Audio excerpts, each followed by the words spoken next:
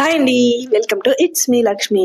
Summer అనగానే పిల్లలకి frocks మాత్రమే వేస్తాం కదా, బట్ ఈసారి మహిరాకి కొంచెం డిఫరెంట్ గా ట్రై చేయాలనిపించింది. సో ఈ బ్యూటిఫుల్ వేవీ ప్యాటర్న్ లో కాంతా కాటన్ మెటీరియల్ తీసుకున్నాను. చాలా అంటే చాలా సాఫ్ట్ గా ఉంది ఫ్యాబ్రిక్. ఫస్ట్ అయితే ఫ్యాబ్రిక్ మొత్తాన్ని ప్రెస్ చేస్తున్నాను, దెన్ మార్కింగ్ కూడా అయిపోయింది కాబట్టి ఇంకా కటింగ్, ఆ తర్వాత స్టిచింగ్.